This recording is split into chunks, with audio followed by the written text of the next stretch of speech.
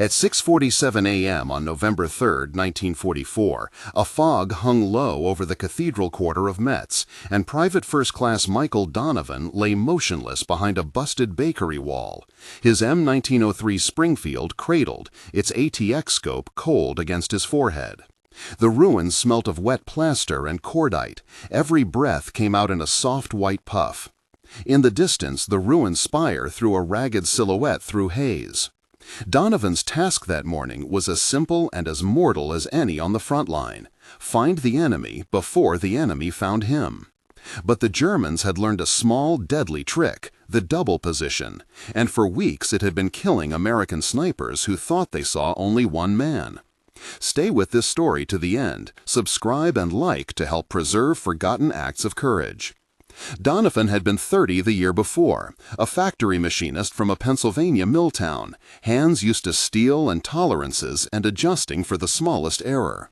In the Army, he had become precise in a new way, matching distance with drop and wind, measuring the faint lift of an enemy's shoulder in the rain. He kept his scrap of hometown in his head the way others carried photographs. It steadied him when the world narrowed to a single sight line. October in Metz had been a bad month. Company reports listed numbers with a voice like a ledger. 23 American snipers lost in that sector alone.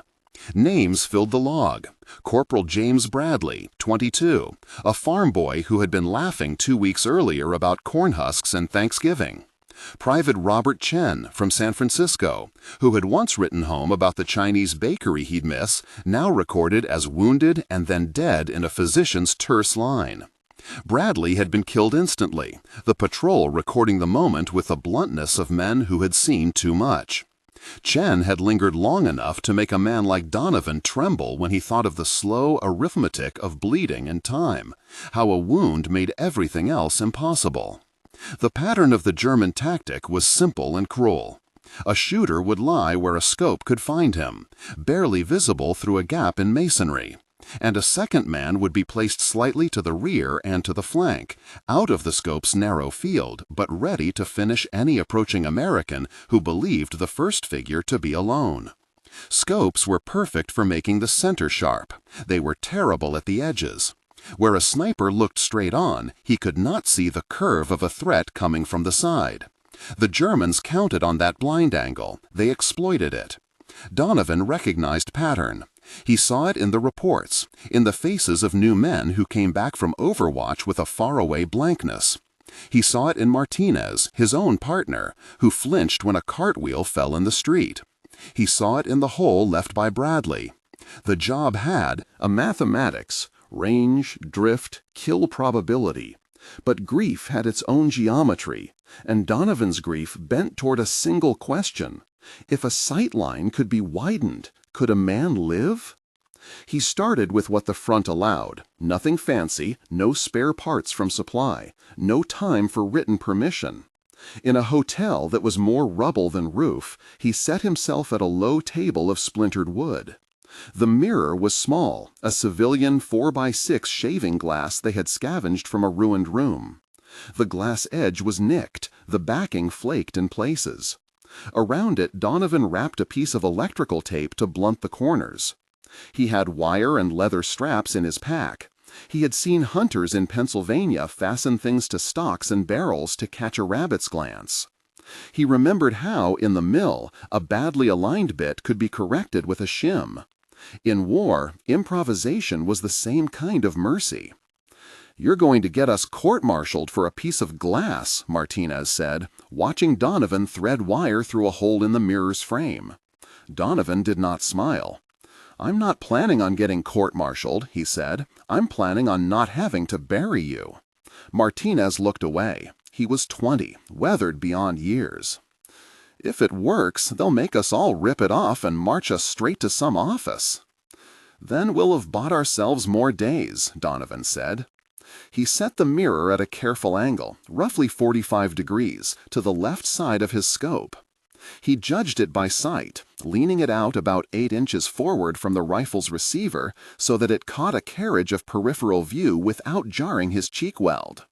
The leather strap held it against the stock, the wire tightened like a throat. The first time he peered through the ATX scope with the mirror in place, he nearly laughed at the ridiculousness of the apparatus.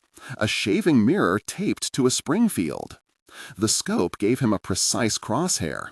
The mirror threw in the world to the left, a sliver of alley, a curve of roofline that had been invisible moments before. It was clumsy. It clattered twice and fell once as he crawled. He learned the right amount of tape, the best bend to keep the reflection steady. He learned to tilt his head so that his eye caught the mirror and scope in the same rhythm. He practiced by watching the same rubble for hours until the small motions of rats and ruined pigeons read like possible threats. He fitted the mirror to a pattern, 45 degrees, left side, 8 inches forward. When he told himself the numbers, they felt like a prayer. That night, the company officer listened with a thin, professional patience when Donovan described the idea in the cold of a dugout. The risk was not only enemy. Regulation forbade unauthorized modification of weapons as a liability. A man could lose rank, pay, or worse. In the field, however, immediate consequences were sharper than formal ones. Sergeant Frank Wilson, who had been a hunter back home and had an unshakable respect for what kept a man alive, did not look at the regulation. He saw the mirror. "Show me," Wilson said. Donovan crawled along the interior of the ruined bakery, its floor littered with plaster and magazine pages. He fitted the mirror to Wilson's Springfield. He adjusted. He steadied his own breath to the rhythm of the barrel. Wilson looked through, and then through the scope while squinting at the mirror. The change was small and immediate. Where before a man peered through the scope and saw a tight-framed aperture, now there was an added sluice of field to the left, an early warning, a whisper instead of a sudden scream. "It gives you a second to pull back," Wilson said finally. "It gives you a second to think." Word spread fast enough that night to touch Captain Robert Hayes's office. Hayes had the cautious temperament of an officer responsible for lives and reports. He was not one for romantic improvisation, but the battalion was frayed, snipers gone, morale pulled taut. Hayes wanted fewer funerals. He ordered trial fittings across the company. By November 12, the adoption had moved beyond Donovan's patchwork to a crude standard. Men cut leather into consistent strips. They lined mirrors with tape to prevent shards. They drilled small clamps where they could without drawing supply attention. The assembly lines were not official. They were hands at work in ruined rooms, in the back of ambulances, on the roofs of shattered apartment blocks. Sergeant Wilson walked the lines, advising a tighter wrap here, a less obtrusive tilt there. Men traded tools and stories. There was a kind of relief distinct from joy, the relief of one more measurement tilted in favor of life. Still, the adjustment did not change the whole calculus of war. The enemy adapted as well. Reports filtered back that Germans had started placing pickets to catch peripheral glances, to feint, or to lay a second man where the mirror's wider sweep would show movement. The mirror bought seconds, not invulnerability, and those seconds had to be used with care. There were consequences that Donovan could not foresee beyond the battlefield. Hayes, pragmatic and aware of the currents of officialdom, wrote a brief field recommendation and sent word up the chain. By January 1945, a team from Aberdeen Proving Ground had inspected the modification. The evaluation team concluded that the mirror, when mounted at approximately 45 degrees and positioned roughly 8 inches forward on the left side of the stock, materially improved detection of flank positions in urban rubble fighting. They noted the exact materials. A 4x6 shaving mirror, affixed with electrical tape and secured with wire or leather straps, proved the most durable under field conditions. The report compared it to the ATX scope's narrow field, scope for precision, mirror for peripheral awareness, and recommended controlled trials for formal adoption under regulated standards. Donovan never read that report.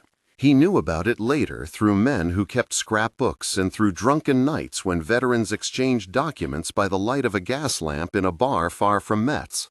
Official records that might have carried his name spoke instead of a field expedient or of unit-devised sighting aid.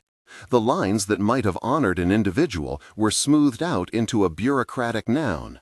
Hayes's careful wording, intended to protect men and accelerate approval, left no room for credit to be pinned to a private. Back in Metz, the Mirror proved its value in small, unglamorous ways. It warned of a courier rounding a corner. It revealed the inch of a helmet that would otherwise have been a sudden red dot. It saved men who otherwise would have been counted later on a list. Martinez, who had been on Donovan's right side most days, learned to watch Donovan's face as much as his scope. A tilt of the head meant left, a hand in the air meant hold. They developed a language of survival that needed no words. "He'd pass me a mirror the way some men pass a cigarette," Martinez would say years later when someone asked about those days.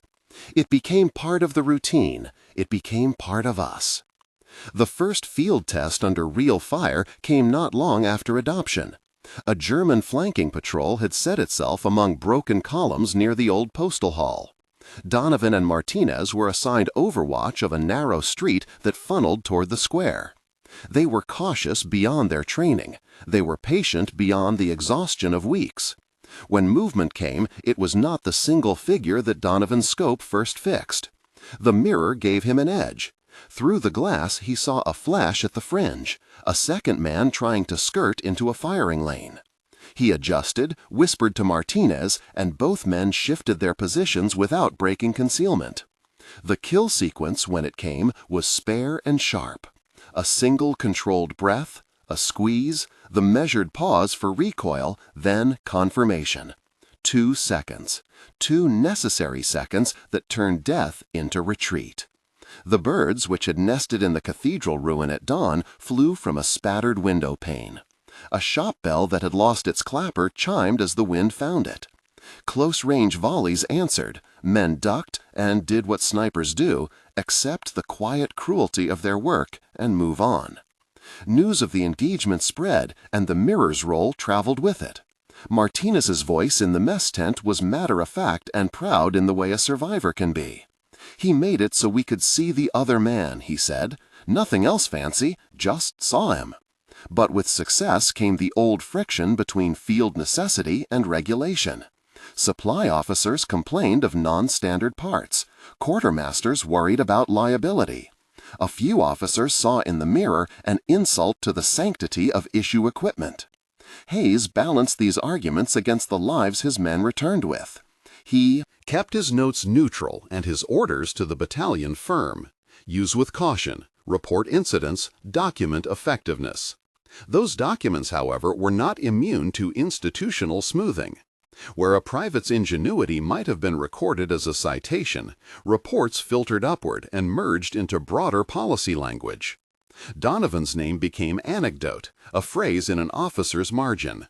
Men like Wilson carried the memory forward at reunions and funerals, insisting on the detail of the leather strap and the 45 degrees, as if technical specificity might be a talisman against forgetfulness. The moral weight of the choice to improvise was not abstract. Donovan understood the danger of altering issue weapons. He also understood what an absence of action cost. He had seen Bradley go down without warning, had sat with Chen while medics tried in vain to move him onto a stretcher. Bureaucratic rules comforted men far from battle. In the bakery's dim light, holding the mirror between his palms, Donovan felt less like a rule breaker and more like a craftsman. He had learned to trust his hands. The mirror was to him a small instrument of care. He refused requests later to claim credit publicly. When a journalist at an army publication called to ask for the story of the Metz Mirror, Donovan demurred. "It wasn't mine," he told Martinez afterward. "It belonged to everyone who needed it." Martinez, who had watched Donovan solder wire by a candle flicker, could not parse modesty from avoidance. There was a thin shame Donovan would not voice, the knowledge that recognition sometimes meant bureaucracy and spectacle, and that spectacle could hurt the quiet company of men bound by shared danger. By late November, the battalion had rolled out the mirror widely. Kill ratios shifted. The double position lost some of its advantage. The Germans still adapted, baiting, feinting, changing angles, but the mirror had altered the calculus. Men lived who otherwise might not have. The ledger of loss changed its rhythm. Yet the story of the mirror spread did not make headlines. An evaluation team wrote that controlled trials be commissioned. Higher-level procurement was slow, enmeshed in standardization procedures, tolerances, and the tyranny of uniformity. When the Aberdeen team reported in January, their language was clinical, and their conclusion recommended more study rather than immediate supply changes. The recommendation, useful and true, also diluted the field origin into a technical footnote. Donovan carried on. He left Metz when his tour ended and returned to Pennsylvania with hands that understood both the beauty and the burden of making small things keep people alive. He married. He worked the mill again. The mirror remained a memory and a scar. He kept no medal that spoke its name. When old men gathered at a church hall in the 1960s and traded photographs of uniforms and scars, he would answer questions with a shortness that was polite and final. He did not seek a spotlight. For him, the reward had been measured in lives spared, and the sight of Martinez, Years later, standing at the foot of his small father's grave. Decades later, a historian, sifting through battalion logs, found the brief notes and the Aberdeen evaluation. He pieced together testimonies from Wilson, Martinez, and an officer's marginalia. In an article published long after the guns grew cold, the historian set down the mirror's story, a field expedient that had been effective, adopted informally across a battalion by November 12. An evaluation in January 1945 that recognized the modification's merits, an inventor who remained unnamed in formal records. The piece acted as partial restitution, an attempt at historical justice. It did not change the past, it made a record that others could find. On a late autumn afternoon in his 70s, Donovan made a quiet visit to a small museum in the town where he grew up. He walked past exhibits of uniforms and maps, past a display that listed casualties in neat columns. He stopped before a case where a 4x6 shaving mirror, backed with a strip of tape, rested on velvet under a placard that spoke of field innovation. He did not stand long. He turned and left without telling anyone that he had made it. Some recognition is enough only to be known by a mirror that keeps an angle of sight. The moral arc of the device, mirror versus scope, stays not in where credit was assigned, but in what the change meant. A scope narrowed vision to one kill, certain and clinical. The mirror broadened it, made possible the kind of care that takes the long view and values the seconds that make a life continue. In war, that is a radical kind of engineering. At dusk, the cathedral quarter of Metz was a place of long shadows. Men who remembered the fog and the taste of cordite spoke in quieter voices. The mirror was, to them, a small instrument that had tilted a human calculus, an object of fragile glass and stubborn tape that embodied an ethic. When rules fail to protect, improvisation becomes duty.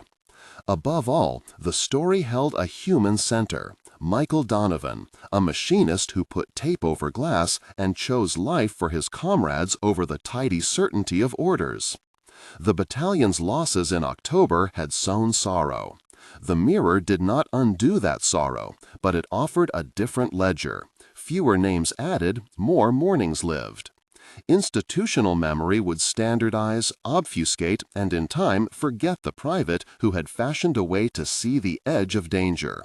Yet the men who had lived because of the mirror kept the knowledge in the way survivors keep small rituals, in an angle of sight, in a phrase passed at reunions, in the mechanical precision with which a leather strap was looped over a stock. By the time winter settled in, the mirror had become part of the company's routine. Men would share a laugh at its humble appearance, then grow serious when the alarm sounded. Donovan kept making small adjustments, a tighter twist of wire, a softer curve to prevent flaking. He never wanted public recognition. He wanted only that the next man in the mud have a chance to look not only straight at the enemy, but to the side where danger often crouched. When word came that higher command might fund controlled trials based on the Abaddon notes, Hayes allowed himself a private satisfaction. His men were safer. His name would not matter in the logs. Donovan's name certainly would not appear in brass signatures. But the lives that had been saved were a ledger Hayes could balance against reports and forms. That kind of accounting comforted him in the late watches. Morning brought new orders, and the battalion moved again. In the mobilization, the Mirror moved too. Not as a headline, not as a patent, but as a practical measure placed at 45 degrees, 8 inches forward, taped and strapped. The difference between seeing and not seeing had been made small and portable. Beyond Metz, across waves of war and years of paperwork, the Mirror's story faded from operational priority to footnote. Yet among the men who had used the glass, it remained alive, refracting memory like light off a small surface. For Donovan, who returned to his lathe and to quiet afternoons, the Mirror had been a translation of skill into mercy. He never spoke of it in public. He kept the ledger of those saved in the silence of his conscience. The broader history would later note kill counts, the swing of ratios, and the recommendations of an evaluation team. It would piece together dates, November 12 for battalion adoption, January 1945 for the Abaddon examination. It would record the weapon models, the M1903 Springfield with an ATX scope. Where necessary, men moved with M1 Garands in different roles. Enemy rifles that fired 7.92 Mauser rounds. And it would state facts without sentiment. Those facts mattered. But the essential movement of the story remained intimate. A private in a ruined bakery. A mirror taped and strapped. A tilt of 45 degrees that gave men a chance to live. By morning, the battalion would test his idea under fire. They rose before the pale sun, a silent mutiny of boots and breath. Frost crusted the ruined roofs like old plaster. The air tasted of metal and the last cigarette of the night. Men moved as if through choreography learned by wear. Slung packs, checked safety catches, cupped hands to warm rifles. Hayes walked the line with his hand buried in his greatcoat, eyes quick to catch a slack harness or a traded glance that meant too much had been seen in sleep. The company was spread along the market spine of Metz, where streets became alleys and alleys swallowed men whole. Donovan came with the Mirror strapped to a spare stock in a leather case. He had spent the night sawing, filing, and whispering measurements to himself until the numbers felt like prayer. His fingers had the ink of grease and the small scars of a lathe operator. When he picked up the glass now, he held it as a maker holds a child, careful, not boastful. He did not wear a single medal, and if a sergeant asked his name, he would answer only with the cadence of a man who wanted to be useful and no more. Set it at 45, Hayes said, not as an order but as an agreement. For men sometimes needed a direction framed as consent. The Mirror was mounted to a spare cheekpiece, bound with copper wire and leather padding, a humble thing between soldier and sight.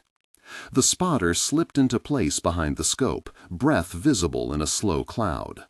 Corporal Lemaire, who had a habit of humming an old port song when nerves tightened, steadied the rifle as if he were trying to remember lyrics. They had rehearsed the motions once, twice that morning, no spectacle, only muscle memory. The Mirror was not an innovation of metal and proclivity, but of moments. A dip of the head, a twist of the wrist, a glance borrowed to the side. Hayes watched the men like a midwife watches contraction, clinical, expectant. His ledger of lives saved lived in numbers he would never write in a book. It lived instead in the set of a jaw, the avoidance of a flinch. The first crack came from the east, where a lane wove behind a bakery and its flank was thin with collapsing plaster. At first it could have been the settling of rubble or the careless discharge of a rifle. Then there was a second report, shorter, nearer, and the metallic ring of a bullet finding old brick. Lemaire's eyes shifted to the scope. The typical position would have had him ducking behind the stock to search directly along the line. He did that for half a heartbeat, then, by habit, honed by suggestion and by Donovan's quiet insistence, he angled his body, leaned the scope's cheekpiece out an inch, and glanced at the mirror. The image in the glass was slight and tremulous. An alleyway slit framed by splintered shutters, a dark figure kneeling and holding a Mauser at the lip of a window. The muzzle was a pale tube against drab shadow. The man had not yet fired again. He was adjusting for breath. Lemaire saw the hand on the bolt, the shadow of a face. He saw the danger that would otherwise have crept from the flank and emptied a name from their ledger. "Left," Lemaire hissed, the word a sharp stone. He pushed laterally, angling the rifle until the bead lay for a quick pull. 2 rifles answered on the next building's roof, one measured, one chaotic, and a burst clipped the shutter where the enemy had hidden. The man in the window went down with a small gasp that could have been a cough or a groan of surprise. A soldier from the flank threw a smoke, and the alley filled with a soft, choking white. For an instant, none of them moved. Then a ripple of exhalation passed down the line. It had been small and almost invisible. It had also been decisive. News traveled along the trenchwork of command in the way it always had, by voice, by the thin, formal cadence of report. Hayes allowed the report to be filed into his private accounting with a courtesy. The saved man was a corporal from the 2nd platoon, whose wife had a name that came to Hayes as if from another life. The saved man had somewhere a child whose hair would stay untangled for another morning. Hayes kept that image. He filed it not under accolades, but as proof that someone had done a thing that mattered. The day's trial did not end with the first success. Enemy movement was shrewd. They rotated positions. They sent out patrols that used the curves of ruined houses like curtains. The mirror's real test came when the company was ordered to push across the market square to contest an open lot where a machine gun could rake men like chaff. The plan called for a suppressing barrage, and then a crawling advance behind tanks that thumped like slow beasts.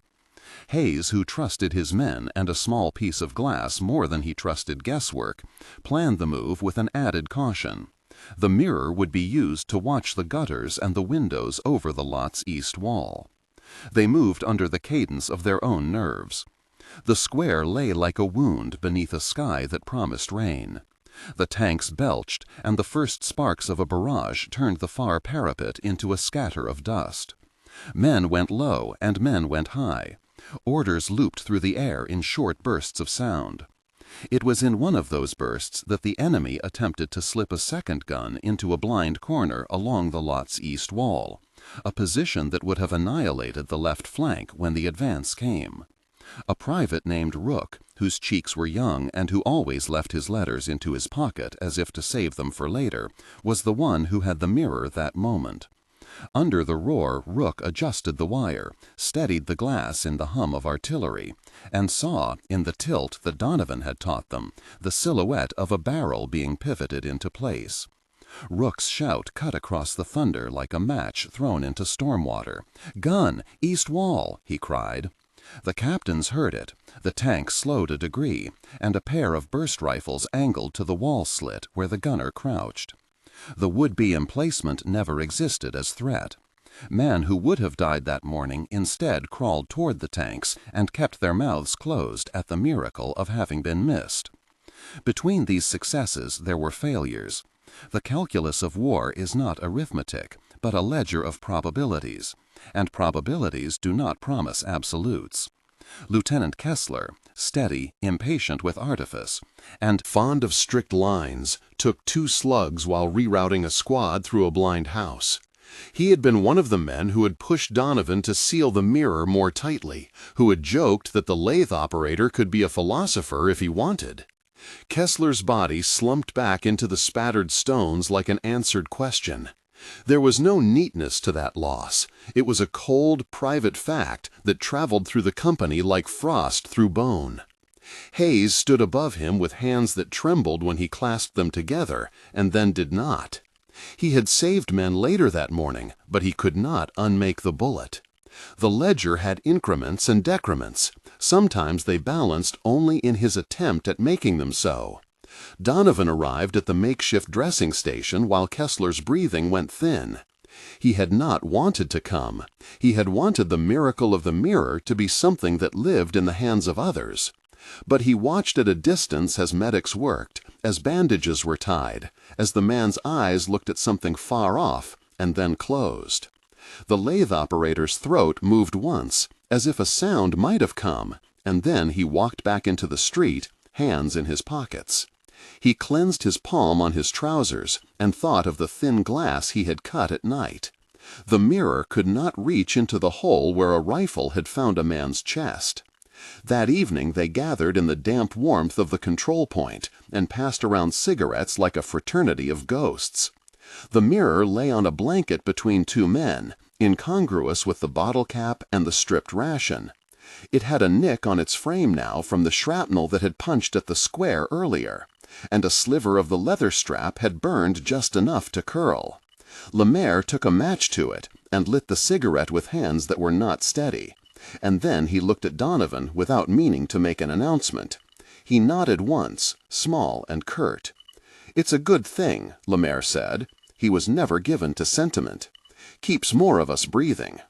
Hayes came closer then and did something that startled the lathe operator.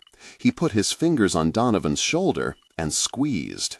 The action had no fanfare. It was not for the record or for an audience. It was a private statute of gratitude, carved quickly and worn down by many such exchanges. Donovan's reply was to tuck the mirror into its case, to wrap the leather strap twice, to tuck the excess under a buckle as if denying ornament. "You did good," Hayes said, voice rough but not cracked. The phrase meant less than Hayes felt and more than it would tell. In the days to follow, there would be letters filed up the chain, reports that spoke of tactical advantages afforded by adjunct reflective equipment, and recommendations that read like a Cautious sermon. The higher evaluation teams would arrive with clipboards and men with neutral voices, and they would place the mirror within a grid of suggestions that stripped away the human particularity and replaced it with diagrams. But that night in Metz, the mirror existed for no hierarchical record. It existed in breath held and breath released, in the fact of Kessler's name whispered under the blanket, in the care with which a soldering iron touched metal. Donovan sat on a crate and turned the glass in his hands, feeling the small weight of an instrument that had changed an outcome without altering a calendar. He thought of the men he had seen walk away that morning and held their faces in a private ledger. In the days that followed, minor changes were made. The strap was restitched with thicker thread. A small velvet guard was fitted to prevent glare. Men learned the new angle as if learning a new line of a prayer. Repetition until muscle remembered and the mind could devote itself to scanning rather than thinking. The mirror moved with them, from bakery to barricade to blind house, and each time it was attached there was a subtle rite. The fastening, the test glance, the nod that confirmed calibration. News of its effect seeped outward in the slow syrup of military communication. An adjutant wrote a letter recommending field tests under variable conditions. An officer in the next sector borrowed a mirror and returned it with a smile, saying nothing more than a short, "It saved my eyes." The Aberdeen notes, those compendia of experiment and margin, would one day catalogue the mirror's measurements and propose procedure. For now, men kept the knowledge close, the way survivors keep small rituals to warm them against the cold. Donovan resumed, eventually, the lathe and the quiet afternoons that had always been his refuge. He repaired boots, filed notches, and turned metal until it sang thin and clear. From time to time, a soldier would come by the workshop and lay down something found, a spring, a strap, a bullet with a story, and Donovan would look at it as if he were a reader of things, understanding the sentences they made. Once, when a man from his old company walked in with a limp and without a word, Donovan set aside his tools and wrapped the man's ankle in a strip of leather with the careful fingers of one who had practiced mercy. Hayes kept the ledger as he always had, but eased into sleep with fewer phantom counts. He never looked for credit. The patterns of responsibility he knew were not made for any man's signature. Yet he also knew that institutions sorted heroes and makers too quickly, sometimes into tombs of brass.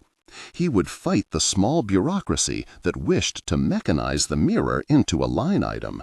He would do so, if quietly, with a refusal to let the living be consumed by the desire to name things for posterity. And the men, the ones who had been saved, the ones who had watched a friend be taken, kept a ritual of their own. At reunions, decades down the road, when their hair had thinned like ice, they would trace an angle with a finger on a tabletop and share the story of a small glass. They would speak the name Donovan low, the way liturgy speaks the name of saints, no monument required. The Mirror would live in those angles of sight, in the corners of memory where the sun catches on a fragment and refuses to let it be forgotten. For now, winter tightened its hold, and orders came from beyond the town walls. The battalion would soon move on, as battalions do, carting history like ballast, and leaving a town to its rats and its echoes. Men packed their gear, folded blankets, and slid the Mirror into a small, unobtrusive crate. Donovan watched them go with the same private satisfaction he had felt the first day he hid the tape under the placard in that ruined bakery. He did not seek to be tracked on a list. He wanted only for the next man in the mud to have a chance. As they marched away from Metz, the Mirror rode strapped beneath a tarp, anonymous among canteens and spare socks.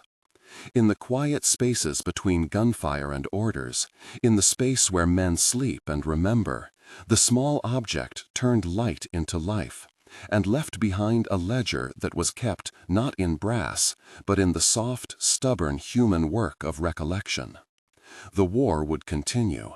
It would calcify into reports and recommendations, into committees that prided themselves on distance. But in the hands of those who had learned to tilt their vision, the world had shifted a degree, and a few names remained on the other side of nothing. They would test the Mirror under fire again. They would test other ideas the same way, by the measure of whether men could come back to kitchens and to letters, and to nights that tasted of tobacco instead of iron. Donovan walked on, palms stained, carrying with him the weight of a small, clear thing that refused to be merely an instrument. It had become an ethic, a choice made visible, to seek not only the target, but also the path that let others continue. When the battalion crossed into the next village, there was fog at first light. Somewhere down the road, a shell struck a wall and flung dust like rain. They set the Mirror at 45 degrees, as if reciting a benediction. Men checked their straps and their breathing, and the mirrors in their hands. The world had not changed its appetite for loss, but the men had changed their stance against it. They moved forward with a small, stubborn chance in their pockets, an angle of sight that could tilt the ledger of fate by a narrow, humane fraction. They carried that fraction with them like a hymn.